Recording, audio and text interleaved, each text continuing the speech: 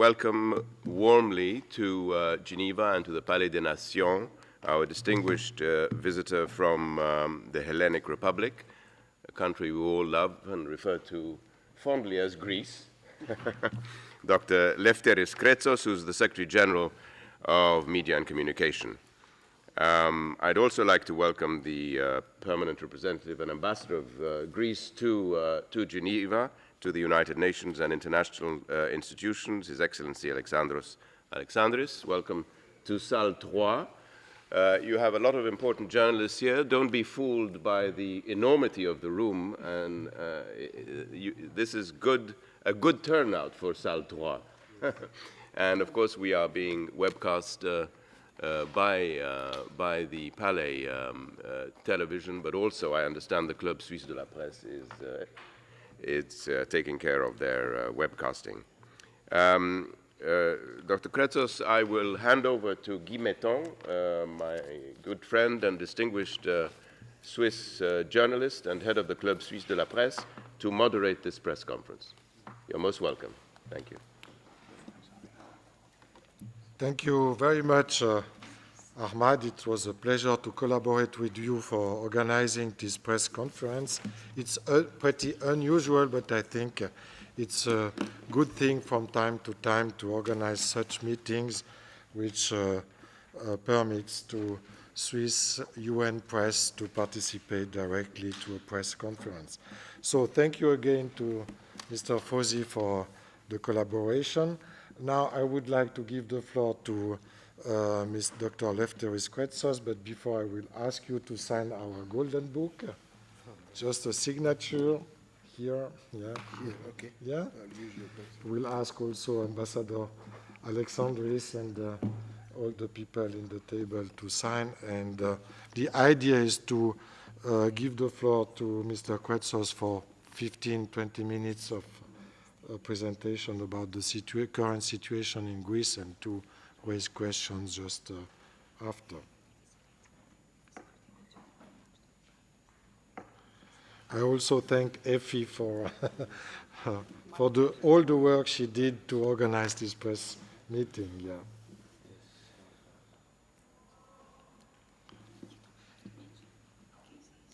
So, please.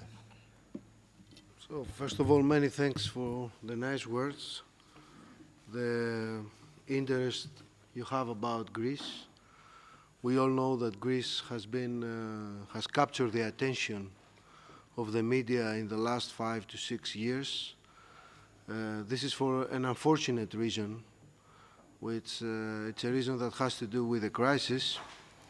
And as a new government, we are trying to do our best to put an end into this, because Greece obviously should not be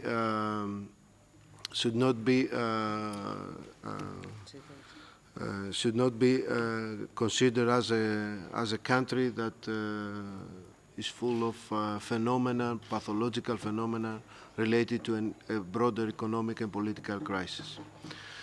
So the truth is that after the conclusion of the third memorandum agreement, Greece is step by step entering a period of economic and political stability. The current government has a very clear roadmap for the future with specific milestones, including the bank's recapitalization that has already been done. The plan is to implement all the reforms that are included in the third memorandum agreements in order, and when the first review is passed, also to start talking about the debt, and as our European partners and creditors have promised and they have committed to that, to start a broader discussion about debt restructuring and what is going to happen in the future. So basically, I don't want to say too much. It's better to answer questions and see how it's going. Okay.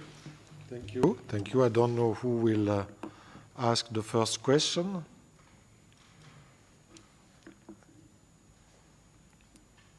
So maybe first question, I will start for... sorry. Who is... Oh, yes, please do. I'm Rakesh from Geneva Center for Campus Studies.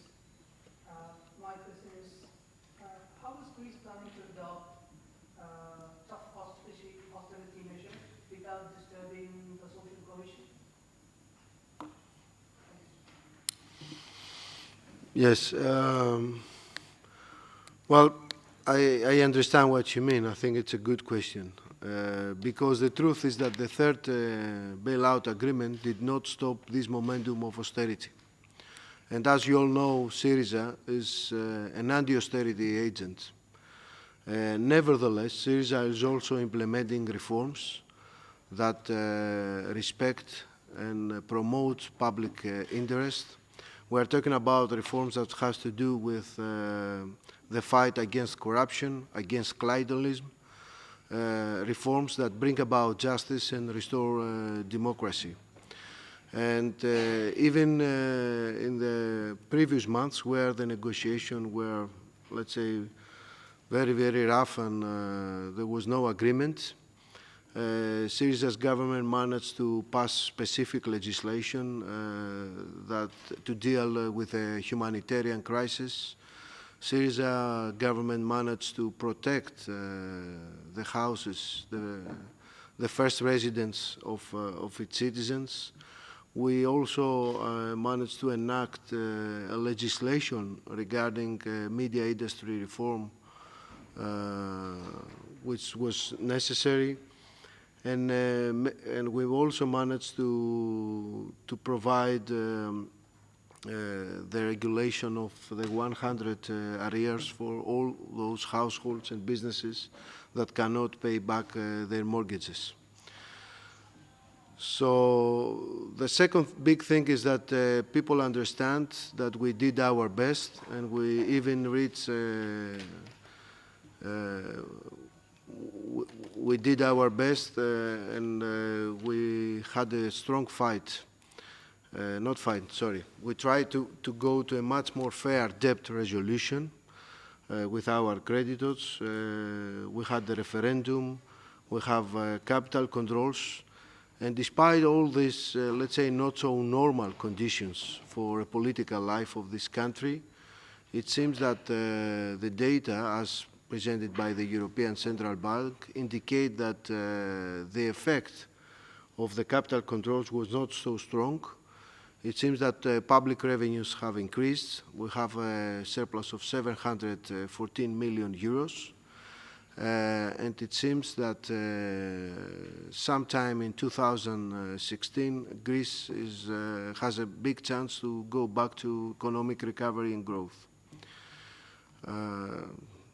Yes, so in general, we have an agenda that is about social justice. Even in the budget, we managed that was voted by the parliament members on Saturday. There is an increase on social spending, and especially 300 million euros that will be sent to fund the public hospitals. And there are many other reforms that, like a progressive taxation reform that is about to come, and a public administration reform that works in the favor of the public good and ordinary people. Thank you. Is there another question? Yes, please. From Bloomberg. Tom Miles from Reuters. When do you expect to legislate the second set of reforms, and do you expect talks with the lenders to be concluded by the end of next week? Thank you. Sorry, again, the question is? Do you expect talks with the lenders to be concluded by the end of next week, and when do you expect to legislate the second set of reforms? Well, so far we have managed to pass most of the prerequisites, we have managed to be successful in most of the milestones of the third agreement, the agreement of 12th of July. There are two big issues. The one that has to do with social security reform, Another big discussion that has to do with debt restructuring that will follow after the conclusion of the first review. What we have done in the social security reform is to abolish the preliminary early schemes of retirement. And with this reform, we have managed to save enough millions. And we want to do that, first of all, because there was a need for rationalization of the pension schemes. And the second thing is to avoid any potential scenario of cutting pensions. And you have to know that in Greece, ordinary pensions have been reduced by, roughly speaking, 40% in the last 6 years. So we don't want to move forward or to continue this path. And I'm pretty sure that international creditors will realize, and our European partners, that austerity is not working. Austerity is not working either for democracy. It's not a democratic way of dealing with economic crisis, but at the same time is not an effective way of dealing with economic problems. Yes, and we try, of course, to conclude all the other reform packs, reforms by the end of 2015. Okay, thank you. I would also thank Mrs. Valia Kaimaki, who is special advisor to Dr. Quetzos. So please, yes, follow up. Yeah? I have a question on a different subject, if I may, which is about the refugee situation. I'm interested in the Everest fence, which seems to have been an important part of the evolution of the crisis. And I'm wondering if the government has any plans to restore access to Greece through the fence, or if it's not possible because the Turkish government doesn't want it. What's the status? Because there was some talk about when the fence, I think it was hit by floods and it was effectively open a few months ago, that it might open up, but that doesn't seem to have happened. So can you tell us something about what the deal is with the fence? Thanks. Well, the truth is that we have almost 1,000% increase in migrants and refugees inflows in Greece since 2014. And my perception is that Europe has really lost a lot of time, valuable time, to deal with the economic crisis because an international problem was considered as a national one. So the frames of the analysis for the Greek problem was strictly a combination of peculiar characteristics of the Greek state. And in Syriza, we always had this view that the Greek debt is not viable, and the austerity is not going to make it more viable or deal with that. So now we have another huge problem, a challenge that is international in nature. So our standpoint is that European Union should work closely with Turkey, and that we have to deal with the refugee problem at a European level to provide international solutions. If I can just follow up, though, the fence there is blamed for diverting a lot of the refugee flow to the sea, which obviously has caused deaths.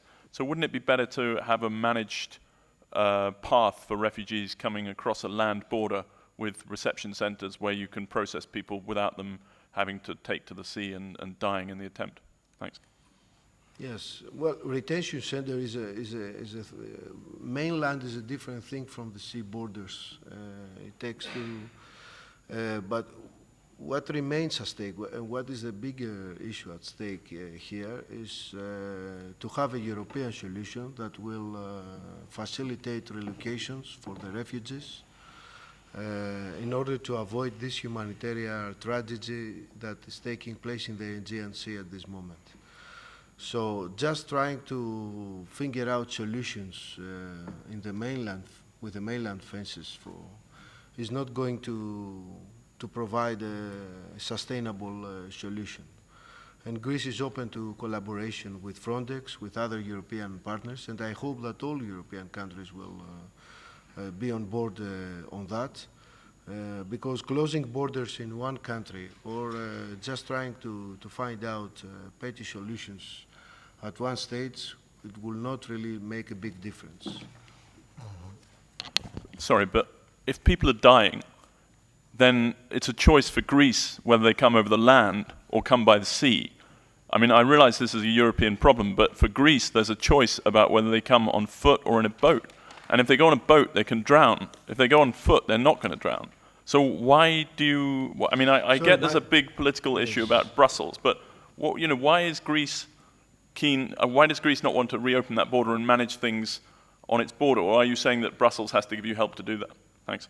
So what, are you implying that if we have a different management of the Everest fences and borders, we will manage to deal with the refugee issue?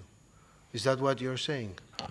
I'm not saying it, but when the fence was built, people, the European Commission and people in this town were saying that it would cause a refugee crisis of people going by sea, and that's exactly what happened. And people I've spoken to in the last few months have said the Averroes fence was largely to blame for diverting people to take the sea route, and you know, therefore it caused deaths. It's a bit outdated discussion because, as I said earlier, since 2014, in the last 10 months, we have an increase of more than 1,000% of the migrants and refugees inflows.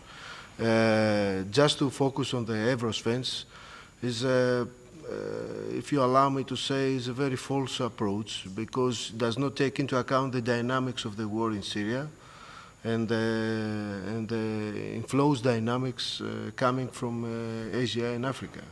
Don't forget that there are also significant geopolitical instability in Northern Africa as well.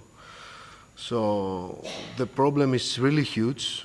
The problem is not just, how can I say that, just try to figure out a clever solution in Evros or in Kos or in certain parts. This is a problem that, European partners and Greece, of course, is part of that. We have to look on the real reasons that cause this problem. Okay, so thanks. Maybe I have a question about, another question about your program in Geneva. Maybe you can tell us more, why are you here and what is your program here in Geneva? And secondly, second question is about the new geopolitical problem in eastern part of Mediterranean with the new, it's becoming a pretty dangerous place now. And what is the reaction of Greece to this new, not quite new, but yes, new challenges there? So I'm visiting Geneva because we are co-hosting the Secretary for Media and Information in Greece with UNESCO a conference about gender and media. Mm-hmm. In the framework, of course, of this event, yes, sure. We are here now, and there will also be some meetings with other UN officers and people here. Now, Greece is a pole of economic and political stability, and our plan is to become a stronger pole of economic and political stability in an area that stability is such a precious commodity. And, but those type of problems demand international solution. Mm-hmm. And of course, it demands a much more in-depth analysis of what really causes war, refugee inflows, and of course, political repercussions in the heart of Europe. Mm-hmm. Yes. Yeah. Okay, thanks. Other questions? Please. And relations about with Turkey, because there was this Russian plane shot by because of they said it was coming inside the Turkish borders, but you have also Turkish planes coming inside the Greek area. So there is two double standards, or what are you saying? Well, I don't want really to comment on Yeah. that because, it's not. Well, it's a routine actually for what is happening, but it's an unfortunate event. I hope between Russia and Turkey, and I hope that what Greece wants is peace. Yeah. We want to find out solutions that internationalize the problems, promote a broader European culture of partnership and cooperation. I think we are at a very crucial stage in Europe. And this will be reflected, or it has already been reflected in the results of the elections in France.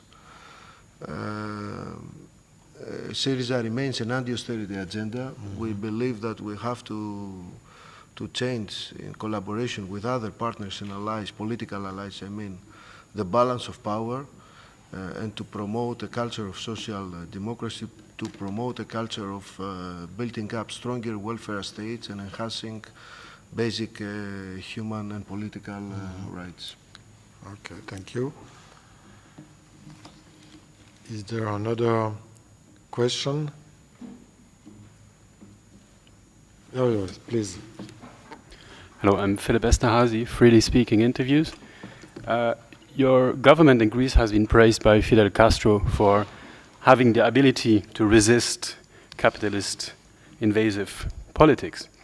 And I want to know if your government in Greece is having taking any, how could I say, examples from Cuba, or let's say from a country which I know better, which is Brazil, and the previous success of Lula to rebuild your national economic capabilities.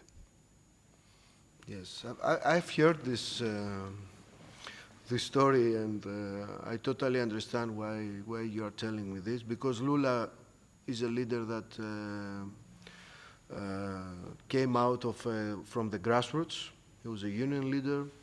In Brazil also we have a media system that is characterized by a lot of asymmetries, and you can find also construction, owners of construction, big construction companies, to also control and own TV and radio stations.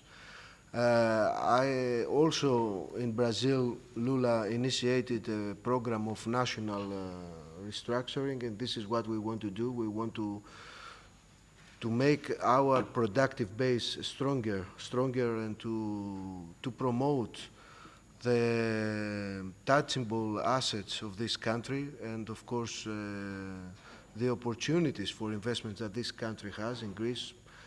Our estimates indicate that we will have impressive performance in tourism area, and there are many other areas that of course Greece can be a very attractive place for indirect investments. But I think that Brazil is a different economy.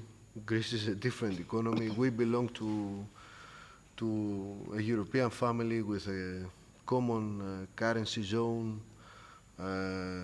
We have different political and economic legacies and different political and economic structures. Nevertheless, there are similarities, but I think it's a bit different case to follow. Thank you. Other? I don't see. Oh, yes, please do. Betül Yörük from the Turkish News Agency. I'm wondering if, do you have any plans to cooperate with Turkey to stop the flow of refugees into Greece? Do you have any recent plans, or what are your plans? How do you think you will cooperate with Turkey on that? Yes, we think that Turkey is a very important country, and that you cannot deal with the problem of with the current challenge the refugees and the war and everything without Turkey. So we think that the European Union has to work closer with Turkey in order to establish a program of relocation in order to stop the humanitarian crisis. And at this moment, according to estimates that can be found in the press, there are more than 2 million refugees in Turkey. So this is a very spooky and alarming figure. And so Turkey is a very important pillar in order to find solutions and protect people's lives. Just to follow up, have you recommended or have you talked to the Turkish government about any concrete proposals you would make, maybe? What I'm just trying to say is that we don't want to have a bilateral agreement with Turkey because we think that this is a European problem, international problem. We just want Turkey to have, of course, obviously a strong say about the solutions. And that's all I'm saying. I mean, just bilateral agreements and will not really bring about a serious solution to the problem. Okay. Please, another question. If maybe I have a last question about Germany, because we knew that the relationships between Greece and Germany was very tense during the first semester. How is it now with the new agreement? I think it's becoming better, but how do you see, because Germany is the heavyweight of European Union, how it is now? The truth is that we have good, strong historical relationships with Germany. Thousands of German tourists come to Greece every year. A lot of Greeks live or study in Germany. It's not obviously a problem of the people, but as I said, the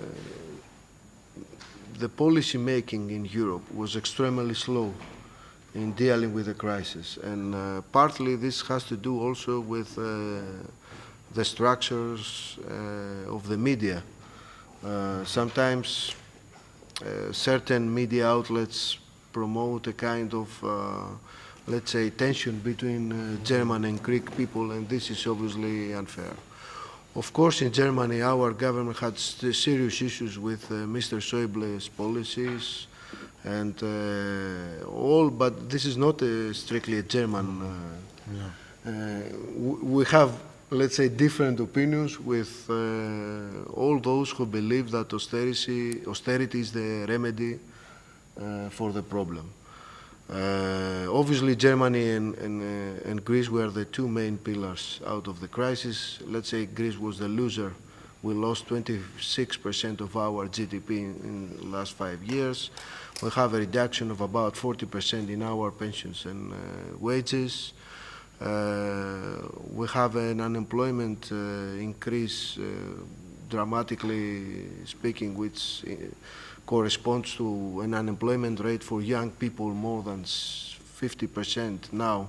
It used to be higher, and the unemployment rate that reached the level of 30%.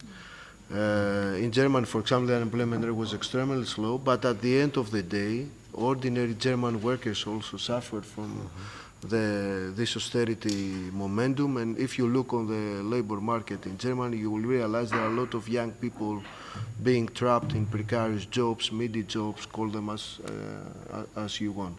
Of course, there are other interesting elements from modern German governance that are very attractive to us, like the remunicipalization of energy, the expansion of the renewable industry through small industry companies that young educated people work there and establish. But this is politics, okay? We strongly believe that it's a matter of balance of power. We have to continue to stay in this momentum. many things have changed. We have a new government in Portugal. Perhaps we'll have a new, more friendly anti-austerity government in Spain pretty soon. Of course, we had the results in France that are worrying for us, and I hope that for many Europeans. So, Okay. So thank you. Thanks again. I don't know if there is last questions. John, are you okay? Yeah. If it is not the case, I think I should thank again thank you very much. Dr. Lefteris-Quetzos for his answers. I wish you good luck, good stay in Geneva, and hope all the best. Thank you very much. Thank you again. Thanks. Thank you also to Ambassador Alexandris and to Mrs. Kainaki. Kainaki and to Effie for their support. Yeah. Thank you.